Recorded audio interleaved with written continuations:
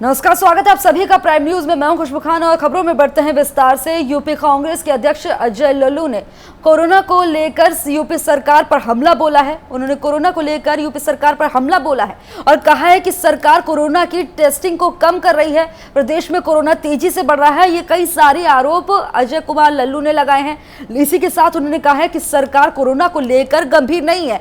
वहीं प्रियंका गांधी से सरकारी बंगला खाली कराने को लेकर बीजेपी की मानसिकता बहुत छोटी है, ये भी कहा। बीजेपी लगातार कांग्रेस को परेशान करने की कोशिश कर रही है। ये तमाम बातें कांग्रेस के यूपी अध्यक्ष अजय कुमार लल्लू ने कही हैं। लोगों को गुमराह कर रहे हैं कोविड के जांच के मामले में। जहां एक तरफ किसी भी अस्पताल के बाहर चले जाइए, वहां जिस तरह मरीजों के साथ व्यवहार किया जा रहा है, जांच की जो गति है वो 23 करोड़ की जनता में मात्र जो सरकार बोल रही है कि 21,000 से 25,000 जांच कर रहे हैं, निश्चित रूप से अपने आप में भी बहुत ही कम संख्या का अनुपात है। जहां तक इस लड़ाई के अभियान में जो तैयारी होनी चाहिए थी, अभी तक सरकार ने ऐसे कोई भी काम नहीं किए जिससे इसके बचाव के ठीक ढंग से उपाय हो सके। जहां पेशेंट भर्ती भी हैं, वहां की स्थिति और भी दयनीय है। बहुत सारे वीडियो वायरल भी हो रहे हैं। मृत्यु दर उत्तर प्रदेश के 5 जनपदों में सबसे अधिक तेजी के साथ बढ़ता जा रहा है। मुझे लगता है कि सरकार केवल उत्तर प्रदेश की जनता के साथ धोखा कर रही है, उनकी भावनाओं के साथ एक बड़ा मजाक करने का। भाजपा सरकार लगातार प्रियंका जी के जनता की आवाज उठाने से, गरीब शोषित वंचितों की लड़ाई लड़ने से, बुनकरों कामगारों की बात करने से घबराई हुई है। जिस तरह एक पर एक मुद्दों पर सरकार को घेरने का काम कर रही है, सरकार की तिलमिलाहट का देन है कि वो अब उनके ऊपर निजी हमला करने का काम कर रही है। पिछले समय में आदरणीय सोनिया गांधी जी का, आदरणीय राहुल गांधी जी का और आदरणीय प्रियंका गांधी जी का पहले एसपीजी सुरक्षा छीना। सुरक्षा छीनने के समय भी प्रियंका जी ने एक शब्द नहीं बोला। आपको याद होगा, पिछले समय आदरणीय इंदिरा गांधी जी जब सत्ता से बाहर हुई थी, उस समय की सरकारों ने उनको बहुत परेशान किया था, लेकिन वो घबराई नहीं, जनहित के मुद्दों को लेकर संघर्ष करती रही। ये आदरणीय इंदिरा गांधी जी की पोती हैं और निरंतर जिस तरह बेबाक तरीके से बिना डरे जनहित की आवाज उठा रही हैं, सरकार ने अपनी छोटी मानसिकता को उजागर करने का काम किया है। जहां तक उत्तर प्रदेश में रहने की बात हो रही है, उत्तर प्रदेश तो उनका पुराना घर है और यहीं की बेटी है। पूरे उत्तर प्रदेश के लोगों के दिलों में उनका घर है। आप एक घर और बंगला खाली करा सकते हैं, देश के लोगों के दिलों से आप उनको खाली नहीं करा सकते। देश की आज वर्तमान परिस्थितियों में जिस तरह विषयों और मुद्दों को उठा रही हैं, निरंतर भाजपा की जो कवायद है, जो भारतीय जनता पार्टी का लगातार वार है, अब उनके घर तक आकर सीमित हो गया। वहीं प्राइम न्यूज के 5 साल पूरे होने पर बधाइयों का सिलसिला लगातार जारी है और जहां पर बलरामपुर पुलिस अधीक्षक देवरंजन वर्मा ने प्राइम न्यूज को बधाई दी। सुनिए उन्होंने क्या कुछ कहा। देवरंजन वर्मा को भी बलरामपुर जनपद में 1 साल पूरा हो गया है। हम उन्हीं से जानना चाहेंगे कि हमारे चैनल के बारे में क्या अच्छाइयाँ उन्हें दिखी हैं और क्या बुराइयाँ दिखी हैं, और हमारे संपादक को व हमारे टीम को क्या संदेश देना चाहते हैं।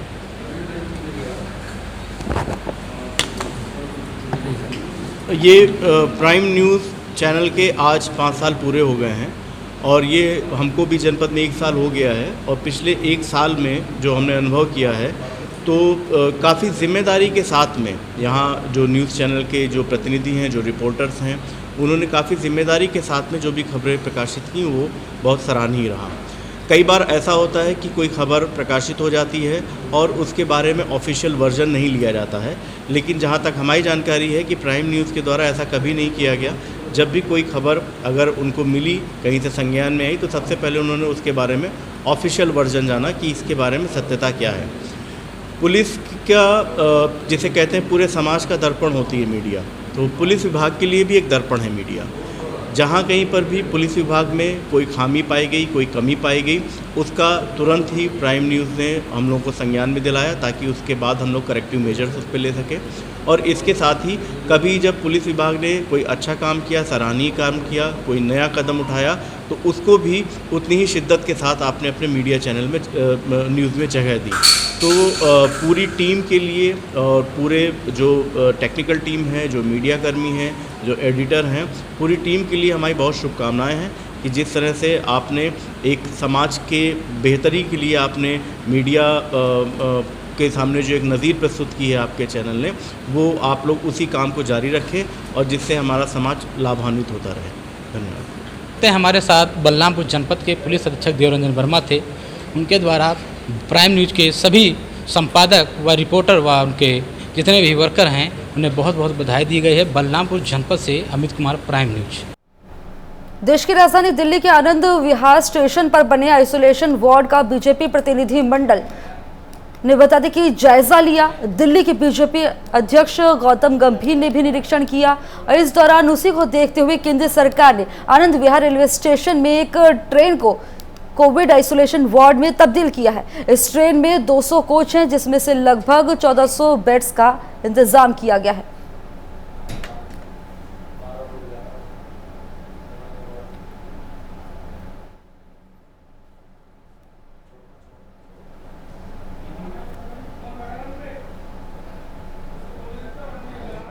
छोटी या नीति राजनीति कर सकते हैं कि आपको ये लगे कि गृह मंत्री जी अब क्रेडिट लेने जा रहे हैं, लेकिन गृह मंत्री जी को क्रेडिट लेने की जरूरत है। दिल्ली की जनता जानती है कि किसने काम किया 14 जून के बाद। अगर इतना ही काम किया होता, अगर क्रेडिट का इतना ही शौक था, तो 14 जून से पहले भी ये सारी चीज़ें हो सकती थी।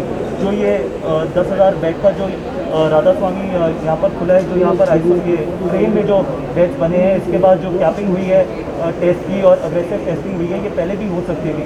लेकिन सीएम साहब सिर्फ प्रेस कॉन्फ्रेंसेस करते रहे, तो अब आप आगे देखेंगे कि किस तरीके से चीज़ें बेहतर होंगी। और गृह मंत्री जी जो बोलते हैं वो करते हैं, और गृह मंत्री जी ने ये करके दिखाया है, सिर्फ दिल्ली में नहीं पूरे देश में भी। तो इसलिए क्रेडिट गृह मंत्री जी को लेने की जरूरत नहीं है।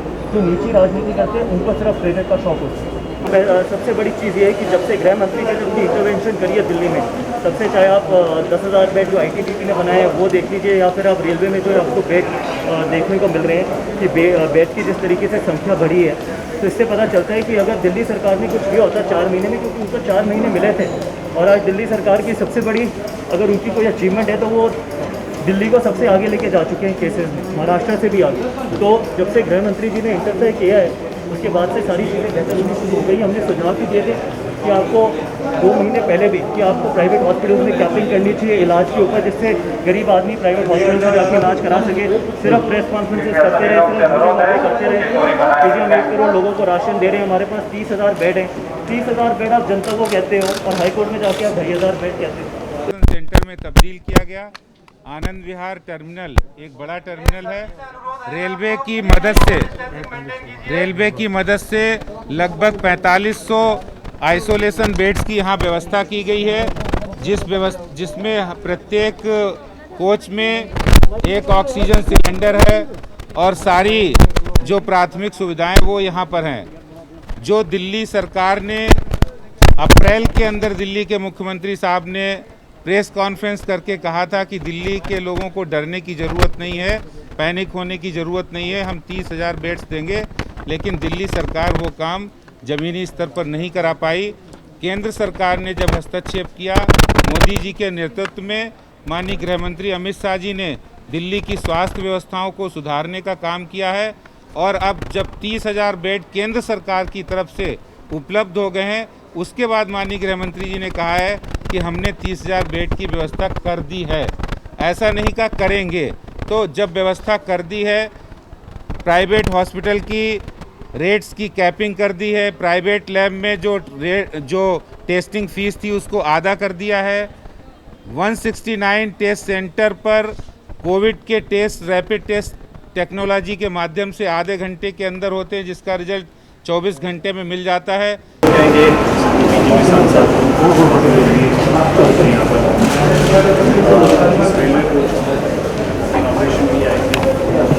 बताया कि किस तरीके से यहाँ पर इंतजाम किए गए हैं कोविड पेशेंट्स को लेकर और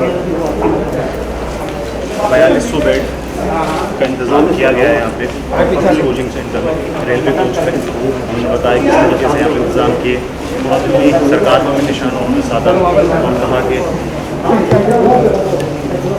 जो बेड्स का उन्होंने वादा किया था दिल्ली सरकार ने उसको उन्होंने सिर्फ बातें की, लेकिन 3000 बेड बताए गए थे लेकिन 2000 बेड थे। तो इसी चीज़ को लेके यहाँ पर जो ये रेलवे कोच है वो आइसोलेशन वार्ड में तब्दील किया गया है।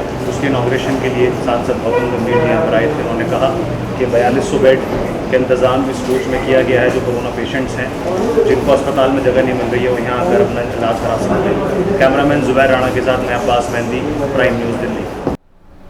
और इस बीच बुलंदशहर से बड़ी खबर आ रही है। बुलंदशहर में फिर चली तबादला एक्सप्रेस और एसएसपी ने कई उपनिरीक्षकों का बता दें कि तबादला किया है और एक बार फिर से तबादला हुआ है बुलंदशहर में। एसएसपी ने कई उपनिरीक्षकों का तबादला कर दिया है।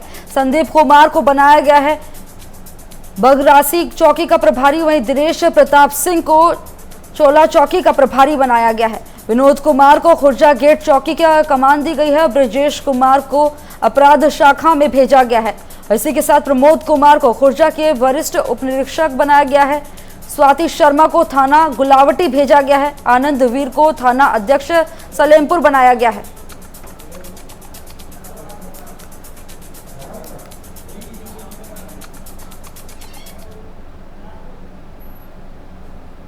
तो मुजफ्फरनगर सदर विधायक व राज्य मंत्री स्वतंत्र प्रभार कपिल देव अग्रवाल ने आज गांधीनगर स्थित अपने आवास से एक गंभीर विषय पर मीडिया से चर्चा की। राज्य मंत्री ने जहां एक और थाना शाहपुर पुलिस द्वारा बाइक चोर गैंग को गिरफ्तार करने पर पुलिस की प्रशंसा की है, तो वहीं दूसरी ओर जनपद के शहर कोतवाली का सवालिया निशान भी खड़े किए हैं और उन्होंने कहा है कि नगर कोतवाली क्षेत्र में मीनाक्षी चौक के समीप बड़े स्तर पर चोरी की वारदातें लगातार यहां पर हो रही थी और यहां पर लगातार चोरी की शिकायतें मिल रही थी, लेकिन ये गोरखधंधा आज तक यहां पर बंद नहीं हुआ।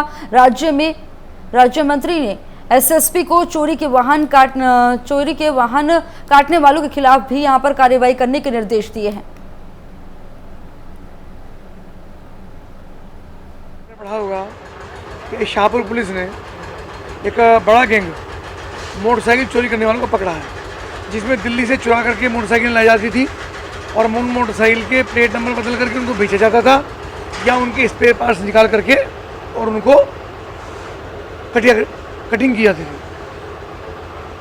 निश्चित रूप से शाहपुर पुलिस के द्वारा एक प्रशंसनीय काम हुआ है, लेकिन दूसरा ये बहुत चिंता का विषय है कि मुजफ्फरनगर शहर जैसे महत्वपूर्ण चौराहे पर मीनाक्षी चौक पर एक कबाड़ी के यहाँ इस प्रकार की कटी हुई मोटरसाइकिल पकड़ी जाती है और मोटरसाइकिल पर लगातार मोटरसाइकिल कटी का, गाड़ी कटी का लगातार वहाँ पे कारोबार होता है।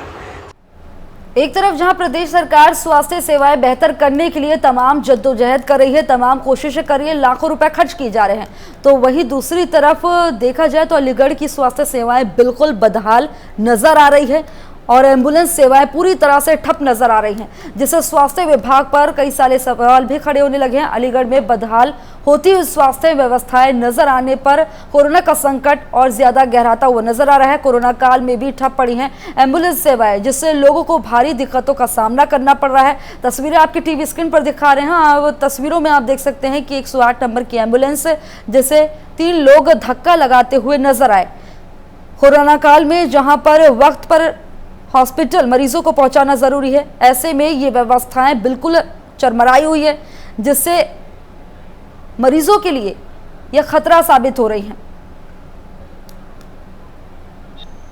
उत्तर प्रदेश सरकार लाखों रुपए खर्च करने के बाद में स्वास्थ्य सेवाएं बेहतर करने के लिए तमाम कवायद कर रही है।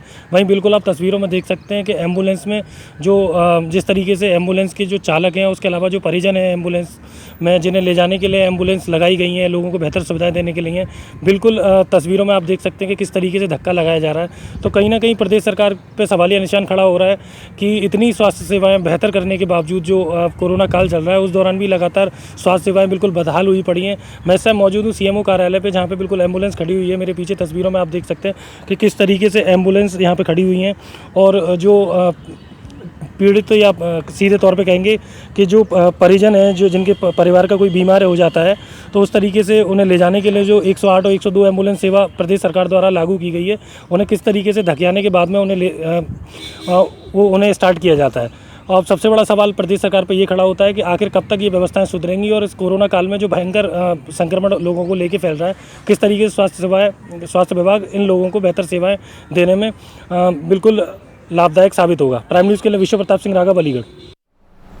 नेताजी के पद चिन्हों पर चलने वाली समाजवादी पार्टी के राष्ट्रीय अध्यक्ष अखिलेश यादव अब पार्टी के कार्यकर्ताओं से मिलने में गुरेज खाते हैं, लेकिन अगर पार्टी के किसी कार्यकर्ता के पास लंबी गाड़ी और साथ चलने वाला काफिला हो तो अखिलेश यादव से उसकी मुलाकात बेहद आसान है। वहीं अखिलेश यादव के जन्मदिन पर सोशल डिस्टेंसिंग की जमकर धज्जियां भी उड़ गई। देखिए इस रिपोर्ट में।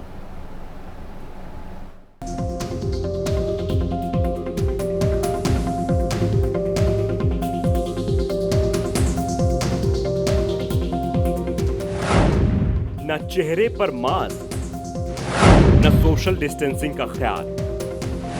अखिलेश की अकड़ में खो गया उत्तर प्रदेश का समाजवाद।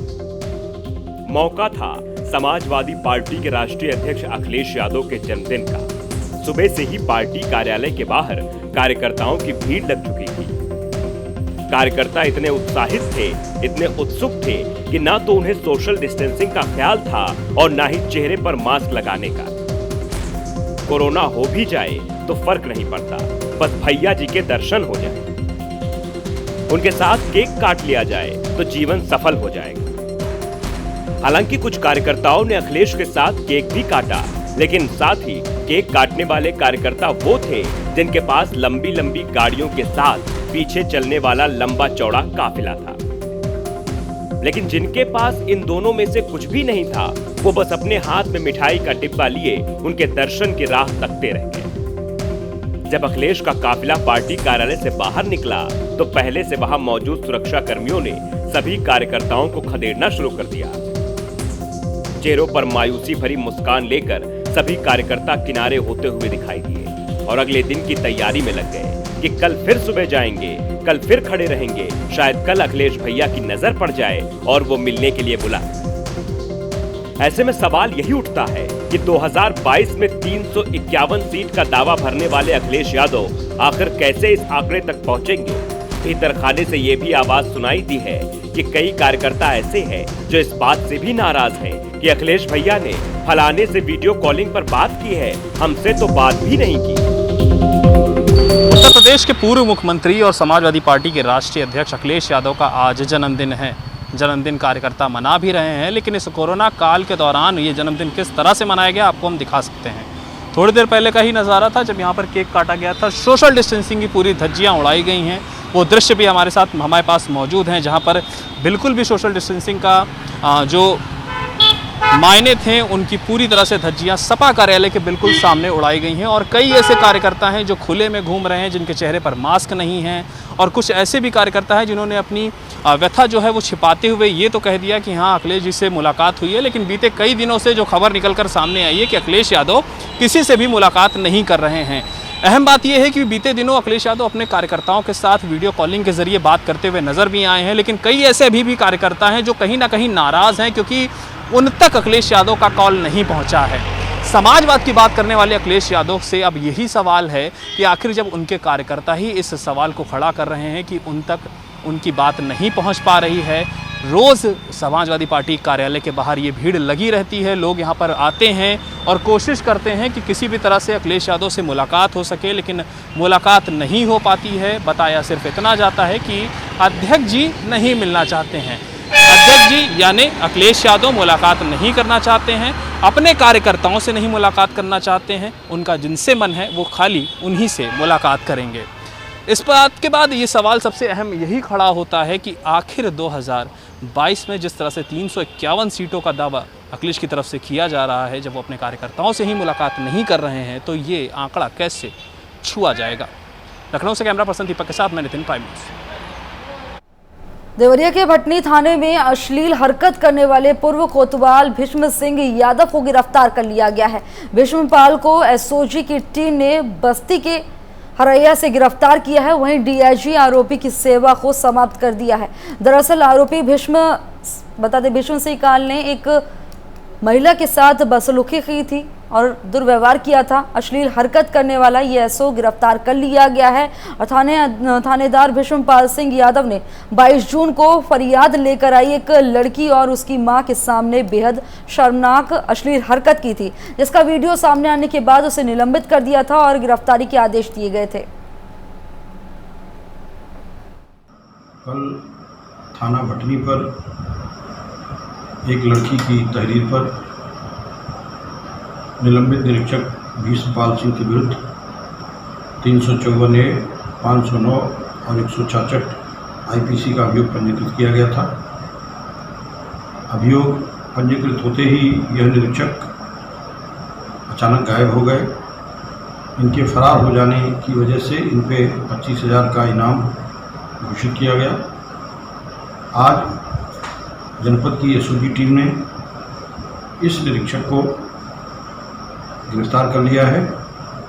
इसके अतिरिक्त निरीक्षक के नियुक्ति प्राधिकारी पुलिस उप महानिरीक्षक गोरखपुर परिक्षेत्र महोदय द्वारा निरीक्षक को तत्काल प्रभाव से सेवा से डिसमिस कर दिया गया है।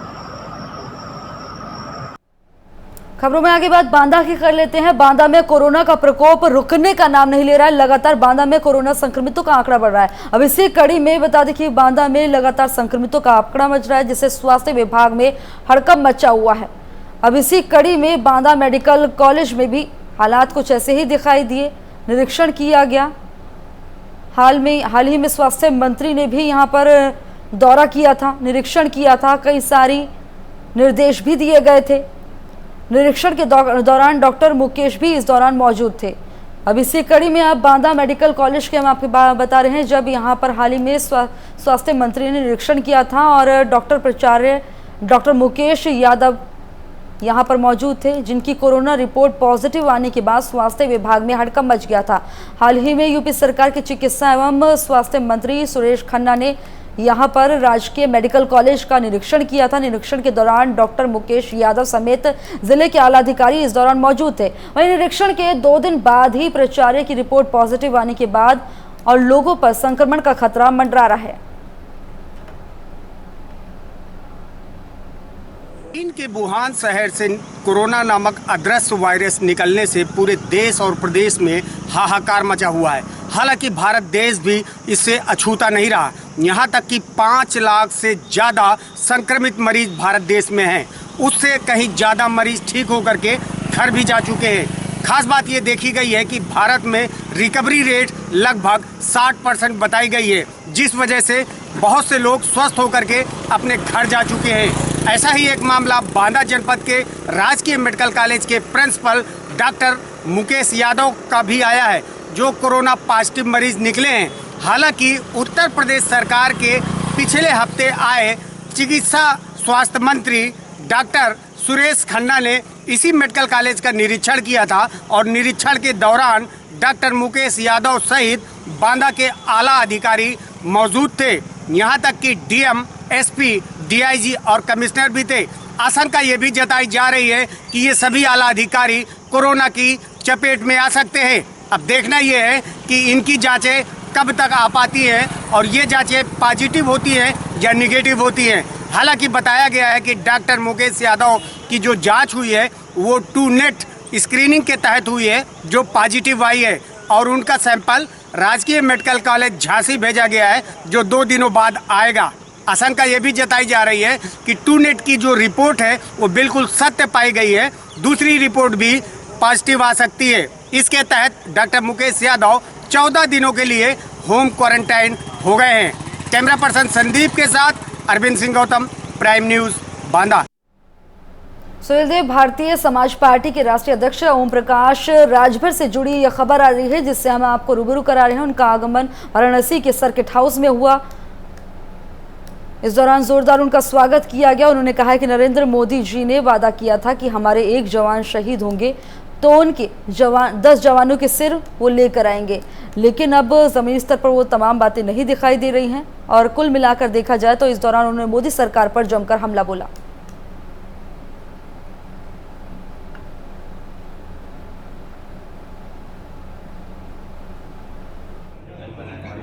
मैं आप लोगों के सामने बहुत पहले भी कहा था कि कोरोना जैसी बीमारी को देश में ले आने की जिम्मेदारी हमारे देश के प्रधानमंत्री जी की है। जब 31 जनवरी को पेशेंट मिला केरल में तो 20 अंतर्राष्ट्रीय एयरपोर्ट देश में हैं, उसको बंद कर देना चाहिए था। ये 10 दिन का टाइम 8 दिन का टाइम दे के बता देते कि भाई जो बाहर से आए हुए लोग चले जाइए, लोग चले गए होते। उसके बाद उसी एयरपोर्ट को लॉकडाउन कर दिए होते।